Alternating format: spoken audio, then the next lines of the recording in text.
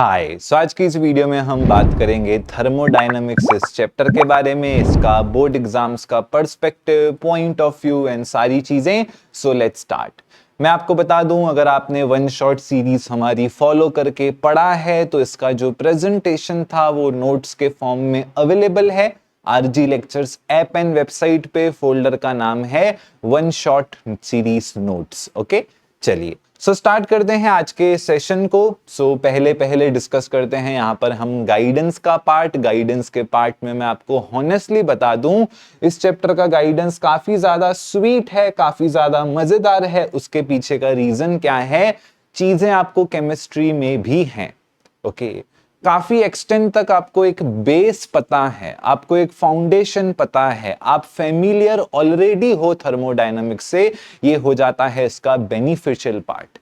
Because यहां पर questions छोटे छोटे क्वेश्चंस काफी ज्यादा डोमिनेट करते हैं। बिकॉज अगर आपने कभी टेक्स्ट बुक रीडिंग किया हो, आपको समझा होगा टेक्स्ट बुक में कि वही चीजें बार बार गिनी चुनी हैं जो बार बार मेंशन्ड हैं। ओके, तो ये चैप्टर आपको रिवाइज करना है। अगर आपको रिवाइज करना है ये चैप्टर, इस चैप्टर को रिवाइज करने का सबसे बेस्ट में बेस्ट तरीका जो है ना, सबसे बेस्ट में बेस्ट तरीका है वो है ये पोर्ट्रेट नोट से रिवाइज करना। ओके, नो डाउट ये पोर्ट्रेट नोट सारे चैप्टर्स के हैं, बट थर्मोडायनामिक्स के मेरे पोर्ट्रेट नोट्स ऐसे हैं कि आपकी सारी चीजें बढ़िया तरीके से रिवाइज यहां पर हो जाएंगी। तो ये तो मैंने ऐसे ही रैंडम कुछ स्क्रीनशॉट्स यहां पर डाले हैं। तो ऐप या वेब ऐप पे ये नोट्स आपको ऐप पे ही दिखेंगे बिकॉज ये पोर्ट्रेट हैं। तो मैंने हर प्रोसेस के बारे में ऐसे पॉइंटर्स बनाए हैं। तो हमें करना क्या है मैं बताऊंगा आने वाले इस सेशन में। जितने भी प्रोसेस हैं सबके बारे में 5-5 पॉइंट्स अगर आपको पता है, दैट्स इट। कितनी पॉइंट्स? 5-5 पॉइंट्स आपको पता होनी चाहिए, दैट्स इट। बस ये आपने समझ लिया, आपका थर्मोडायनामिक्स खुद ब खुद होते जाएगा। तो हमने यहाँ पर ऐसे ही पॉइंट्स बनाई हैं कि आइसोथर्मल की ये है 1 2 3 4 5 6, ऐसे करते करते हर प्रोसेस के बारे में हमने किया है। तो ये हमने डिस्कस किया सोर्स के बारे में, कहां से पढ़ें, कैसे पढ़ें। अभी डिस्कस करते हैं कुछ पीवाईक्यूज जिससे हमें आइडिया मिलेगा थोड़ा सा एक इंपॉर्टेंट प्रिडिक्शन पे और कौन से टॉपिक्स हम छोड़ सकते हैं। तो यहां पर मैंने काफी सारे टॉपिक्स की लिस्ट बनाई है। ओके, जो आप छोड़ सकते हो वो मैं आपको पहले दिखा देता हूं। राइट, सो यहाँ पर क्या है, थ्योरी पेजेस इस चैप्टर में बहुत ज्यादा हैं और थ्योरी पेजेस रिपीटेड भी हैं। तो यहाँ पर मैंने कुछ टॉपिक्स लिखे हैं जिनका आप स्क्रीनशॉट ले सकते हो। जो टॉपर्स लोग हैं, जो अबव एवरेज लोग हैं, जो पूरा पढ़ते हैं, तो आप इन सब चीजों को इग्नोर कर सकते हो बिकॉज ये सब एक एग्जांपल्स देने का तरीका है। ओके, तो ये जितने भी टॉपिक्स आपको यहाँ पर नजर आ रहे हैं आप ये इग्नोर कर सकते हो। ओके, चलिए लेट्स स्टार्ट। डिस्कस करते हैं पहले हम 2022 का क्वेश्चन सेट। तो पहला क्वेश्चन है, पहला लॉ थर्मोडायनामिक्स का किससे कंसर्न्ड है? केमिस्ट्री के स्टूडेंट को भी पता है तो स्कूल के स्टूडेंट्स को भी पता है कि एनर्जी से कंसर्न्ड है। सो 1 मार्क का हमारा बेसिक सा MCQ. What is a thermodynamic process? Give any 2 types of it. Thermodynamic process क्या होता है? तो एक ऐसा प्रोसेस, एक ऐसी गैस की सिचुएशन, एक ऐसी गैस की स्टेट, आपको जो भाषा में लिखना है लिखो। बेसिकली हमारे कहने का मतलब क्या होता है, हमारा जो भी सिस्टम होता है, सिस्टम आइडेंटिफाई किया जाता है वेरिएबल से। जो वेरिएबल होते हैं for example pressure P1, volume V1, temperature T1। जब हमारा सिस्टम एक सेट ऑफ वेरिएबल से दूसरे सेट ऑफ वेरिएबल्स पे जाता है, उस चीज को हम कहते हैं कि थर्मोडायनामिक प्रोसेस यहां पर हुआ है। फिर आप लिख देना isobaric, isochoric, that's it, simple.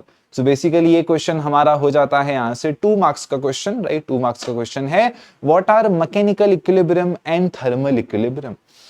Mechanical equilibrium ऐसा इक्विलिब्रियम जिसमें सारे फोर्सेस, सारे रिजल्टेंट फोर्सेस किसी पर्टिकुलर पॉइंट पे 0 हैं। थर्मल इक्विलिब्रियम ऐसा इक्विलिब्रियम जिसमें जो रिएक्टेंट्स और अपना प्रोडक्ट्स का जो कंसंट्रेशन है, या फिर अब प्रॉपर केमिस्ट्री के भाषा में जैसे हम कहते हैं केमिकल इक्विलिब्रियम होने का मतलब हो जाता है कि केमिकल रिएक्शंस होना अब स्टॉप हो चुका है।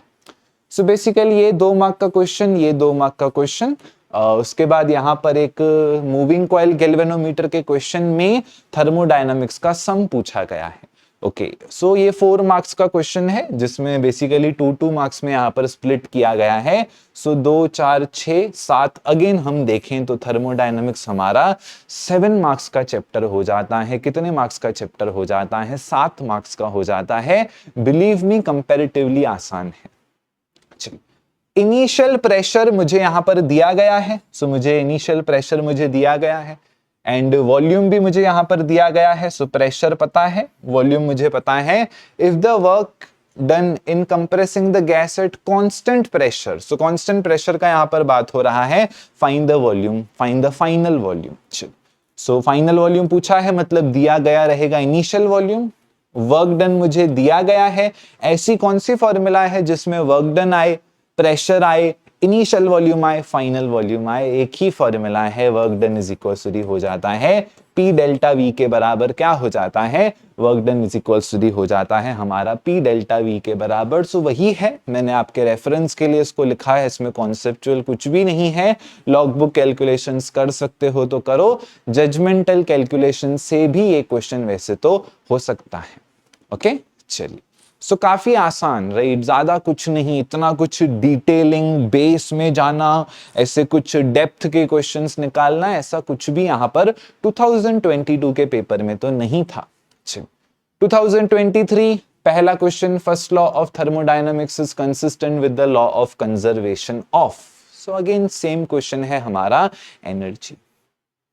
Ideal monoatomic gas is adiabatically compress, numerical है यहां पर। सो आइडियाबेटिकली कंप्रेस की गई है so that it's final temperature, so final temperature कितना है इसका? सो T2 है यहां पर, twice the initial temperature, 2 times of T1 के बराबर। Calculate the ratio of final pressure and initial pressure, यानी P2 बाय P1 मुझे यहां से बताना है। सो यहां पर एकदम बेसिक सा लॉजिक हमारा लगेगा। एडियाबेटिक का जो टेक्स्ट बुक में हमें कंडीशन दी गई है, वो टेक्स्ट बुक की कंडीशन हमारी कहती है PV raise to gamma is equal to the constant, है ना? पर अगर आप लोगों ने MHT CET के लिए पढ़ा है तो आपको पता होगा एडियाबेटिक की भी 3 कंडीशंस होती हैं। एक कंडीशन तो नहीं होती है, पर हमारी 3 कंडीशन होती हैं। हम इसी में प्रेशर के जगह डाल देते हैं PV इज इक्वल टू, क्या सुना था हमने? सुना था nRT के बराबर। सो हम क्या कर देते हैं, प्रेशर के जगह डाल देते हैं यहां से nRT बाय V के बराबर। तो जब मैं डालूंगा यहां से nRT बाय V के बराबर, तो यहां पर आ जाता है मेरा nRT by V times of V raise to gamma is equal to constant. चलिए, N और R क्या है? वो भी कांस्टेंट है। सो कांस्टेंट डिवाइडेड बाय कांस्टेंट भी कांस्टेंट मिलेगा। तो ये एक इक्वेशन मेरे पास ऑलरेडी थी। यहां से NR और गायब हो जाएगा, यहां से मेरे पास कुछ नहीं है, मतलब 1 है। TV raise to gamma minus 1 is equals to the constant मुझे मिल जाती है। यहां से मेरी दूसरी एडियाबेटिक इक्वेशन क्या मिल जाती है? मुझे मिल जाती है यहां से दूसरी एडियाबेटिक इक्वेशन। उसी प्रकार से ऑन द सेम लाइंस यहां पर मैं कह सकता हूं कि प्रेशर और टेम्परेचर के बीच में मुझे इक्वेशन बनानी है, तो क्या करेंगे? वॉल्यूम को यहां से गायब करेंगे। एंड जब हम ऐसा करते हैं तो हमें जो इक्वेशन मिलती है वो इक्वेशन, तीसरी इक्वेशन हमें मिलती है P raise to 1 minus gamma, है ना? Temperature raise to gamma is equals to the constant. अभी ये जो क्वेश्चन है, जिन्होंने एंट्रेंस एग्जाम की तैयारी नहीं की है वो लोगों के लिए मुश्किल होगा अटेम्प्ट करना, बिकॉज उन लोगों को एग्जाम हॉल में जाके पता चलता है कि अरे इसका 3 फॉर्मूला था, हमको तो एक ही पता था, है ना? तो हाँ, ये क्वेश्चन थोड़ा सा है, मैं नहीं बोलूंगा कि हाँ हाँ सबको आएगा, ऐसा तो नहीं है, बट आगे का चीजें देखते हैं। चल, derive an expression for the work done during an isothermal process। isothermal process का वर्क डन यहां पर पूछा है। आपका बेसिक वही केमिस्ट्री वाला ही डेरिवेशन है, अगर आपने ध्यान से देखा हो तो। केमिस्ट्री में 2.303 आता है, हमारे में नहीं आता है, सिर्फ इतना फर्क है। वो भी अगर आपने लिख दिया मार्क्स नहीं कटेंगे, इट इज ऑल ओके। सो 104, अभी इसमें प्रिंटिंग मिस्टेक आया था, 104 किलो जूल था ideally. So 104 kilo joule of work is done. So work done कितना है? 104 kilo joule of work is done on a certain volume of gas. So work is done on gas, है ना? आपको पता होगा thermodynamics में one shot में मैंने बताया है, फिजिक्स का वर्क डन का डेफिनेशन होता है work should be done by gas, है ना? वर्क डन बाय गैस, तो बेसिकली यहां पर work is done on gas मतलब वर्क डन हो गया नेगेटिव, फिजिक्स की डेफिनेशन को ओबे नहीं कर रहा है। गैस रिलीजेस, हीट बाहर फेंकी, है ना। सो जब गैस रिलीजेस का मतलब क्या होता है, जेब से पैसा निकला। सो यहां से पैसा निकला तो कितना हो जाएगा -125 किलो जूल के बराबर। करना है calculate the change in internal energy, delta u is equal होता है Q माइनस W के बराबर। Q है -125 किलो जूल, माइनस माइनस हो जाएगा यहां से प्लस में, सो हो जाएगा 104 kilo joule. And that's it. आगे आप खुद ही यहां पर सॉल्व आउट कर सकते हैं। सो सिंपल सा हमारा क्वेश्चन। सो देखो ये हमारा काफी ज्यादा आसान हो गया, राइट, है ना। चलिए, और रही बात सेकंड वाले क्वेश्चन की, तो सेकंड वाले क्वेश्चन में हम क्या करेंगे, सेकंड वाले क्वेश्चन में हम कंडीशन लेंगे। सो हमारी इक्वेशन क्या है, p⁻1 minus gamma is equal to the constant. So हो जाएगा p⁻1 minus gamma T1 gamma is equal to the constant. चलिए, बट ये दो बार है, राइट, दो बार है। सो हो जाएगा यहां से P2 minus gamma is equal to the T2 gamma is equal to the constant. मैं बोलूंगा इसके भी RHS में कांस्टेंट है, इसके भी RHS में कांस्टेंट है, राइट, है ना। तो मैं बोलूंगा RHS सेम है, तो मैं क्या बोलूंगा, इनको भी यहां से इक्वेट कर दें। सो हो जाएगा P1 1 minus gamma T1 gamma is equal to the हो जाएगा P2 1 minus gamma T2 gamma is equal to the constant. मुझे निकालना क्या है, मुझे निकालना है P2 minus P2 divided by P1। सो मैं क्या करूंगा, T1 गामा ऐसा ही रखूंगा, साथ में ला दूंगा T2 गामा, यहां से हो जाएगा P2 bye P1 minus gamma के बराबर। चलिए, टेम्परेचर कितना दिया है, T2 मुझे दिया है 2 टाइम्स ऑफ T1 के बराबर। सो T2 मुझे दिया है 2 टाइम्स ऑफ T1 के बराबर, the whole raise to gamma, है ना, इज इक्वल टू हो जाएगा P2 बाय P1 माइनस यहां से गामा।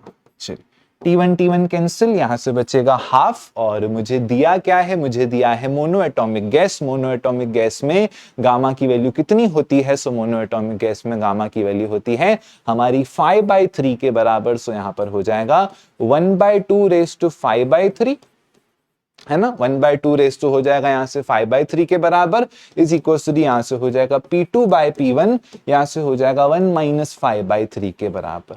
ओके, सो इसके बाद देन आगे हम क्या कर सकते हैं, सीधा लॉग कैलकुलेशन कर सकते हैं। फिजिक्स का जो हमारा फंडा था वो यहां तक हमने अच्छे से डिस्कस किया। तो अभी हम यहां से क्या कर सकते हैं, आंसर नेगेटिव है, आंसर नेगेटिव है तो थोड़ा सा हम यहां पर शिफ्टिंग करके चीजों को लेकर आ सकते हैं। आई होप मैंने कुछ मिस्टेक नहीं किया। T1 यहाँ T2 gamma, P2 bye P1 1 minus gamma, ये सिर्फ रेफरेंस के लिए है। यहां से हो जाएगा 1/2 के बराबर, है ना। सो 1 बाय प्रेशर के लिए मुझे कुछ कंडीशन दी वैसे भी नहीं है इन्होंने, राइट, है ना। सो T1 बाय T2, है ना। So final temperature is twice the initial temperature. So yes हमारा सब सही। Okay, eventually then we can solve. चलिए, आ जाते हैं 2024 के क्वेश्चन में। सो 2023 में एक क्वेश्चन आप कह सकते हो पूरा एंट्रेंस एग्जाम बेस था, बाकी चीजें हमारी बेस पे ही आधारित थी। चलिए, साइक्लिक प्रोसेस की बात करें, साइक्लिक प्रोसेस में क्या 0 होता है। सो साइक्लिक प्रोसेस में हमारा लॉजिक कैसा होता है, जहां से शुरू किया वहीं घूम के आ गए, है ना। तो आपका चेंज इन इंटरनल एनर्जी 0 होता है। क्या 0 होता है, चेंज इन इंटरनल एनर्जी हमारा 0 होता है। So change in internal energy 0 होता है, तो वो तो कहीं पर भी ऑप्शन में है ही नहीं कि चेंज इन इंटरनल एनर्जी 0 है, ये तो कहीं पर भी नहीं है। वर्क डन क्या होता है, तो जो एरिया अंडर द कर्व होता है वो वर्क डन होता है। सो वर्क डन तो मेरा 0 नहीं होता है, राइट। सो वर्क डन 0 नहीं होता है, तो ये लोग बोल रहे हैं वर्क डन 0 है, तो ये भी कोई ऑप्शन नहीं है। तो इवेंचुअली मैं फर्स्ट लॉ ऑफ थर्मोडायनामिक्स ही लगा दूं, डेल्टा यू इज इक्वल होता है Q माइनस W। ये अगर 0 के बराबर है सो मुझे मिलेगा Q is equal to d W के बराबर। एंड मेरे हिसाब से option number d becomes the correct option. What is surrounding in thermodynamics, surrounding क्या होती है, तो सिस्टम, यानी मेरी जो रुचि की बिंदु है, मेरा जो रुचि का बिंदु है, जो मेरा पॉइंट ऑफ इंटरेस्ट है। बाउंड्री, उसमें जो हमारा इंटरफेस होता है उसको छोड़ के सारा यूनिवर्स हमारा सराउंडिंग में ही होता है। तो वो चीजें जो हमारी पॉइंट ऑफ इंटरेस्ट नहीं है ना, उसको हम कहते हैं surrounding. So that is a 1 mark question. Okay, explain the change in internal energy of a thermodynamic system by heating it. तो ये अभी आपका थ्योरी क्वेश्चन हो गया। ओके, तो आपको क्या बोलना है, जब भी हम गैस मॉलिक्यूल्स को हीट करते हैं सो gas is made up of molecules, gas बनी हुई है मॉलिक्यूल्स से।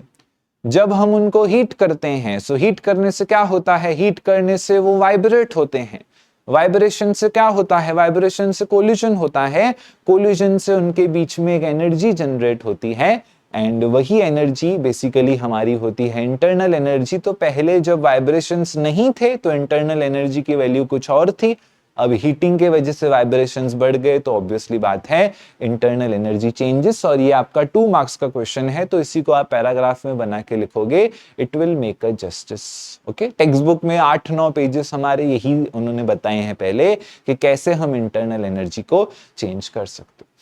सो देखते हैं यहाँ पर छोटे छोटे टॉपिक्स जो आपको पढ़ने हैं, जो एग्जाम पॉइंट ऑफ व्यू आप एक्सपेक्ट कर सकते हो। ज़रूरत लॉ ऑफ थर्मोडायनामिक्स बढ़िया सा है, ए बी के बराबर, बी सी के बराबर, तो ए सी के बराबर, पर ये टेम्परेचर के टर्म्स में है।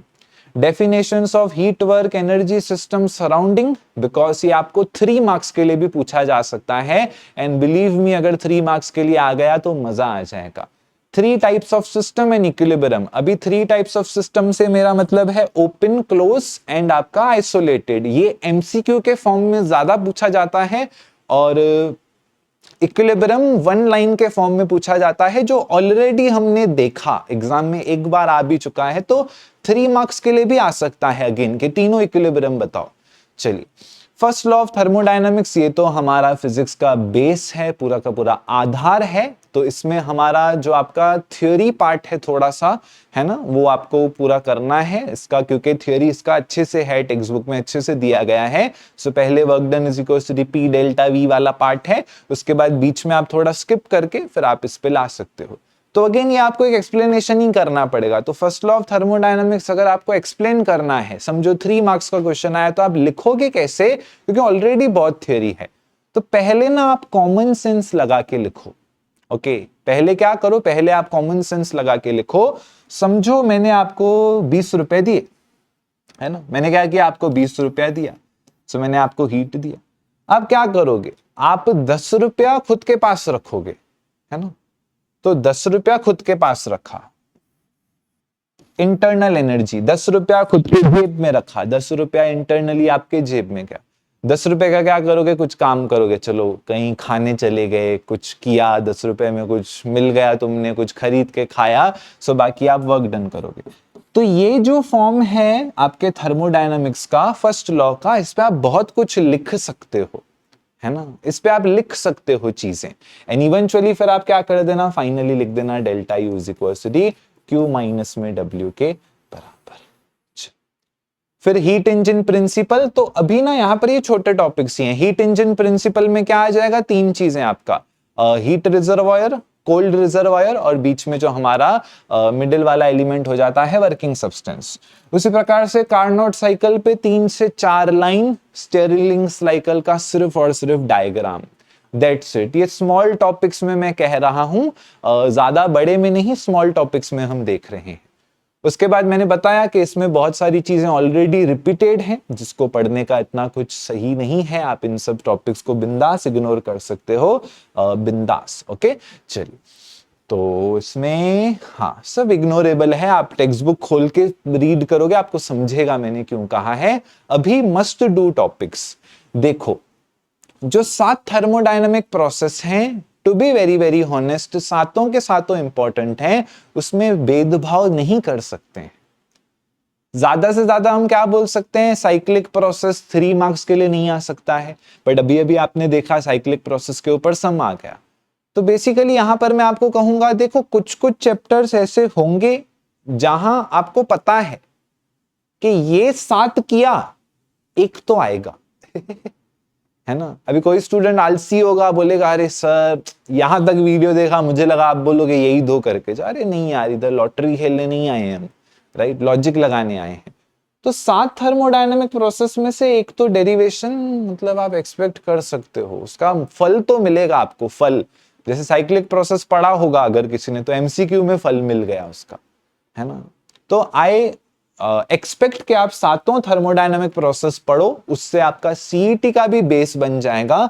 हीट इंजन्स के लिए मैं आपको क्या बोलूंगा, देखो मैं समझ सकता हूँ हीट इंजन्स का, जो अभी हीट इंजन्स का ना theory is very nice. Okay, heat engines का क्या है, हीट इंजन्स का थ्योरी बहुत बढ़िया है। आप मेरे वन शॉट से देखोगे आपको बिल्कुल भी दिक्कत नहीं आएगी थ्योरी में। आप अबव एवरेज हो, बिलो एवरेज हो, लोअर बिलो के भी नीचे हो तो भी कुछ प्रॉब्लम नहीं आएगा।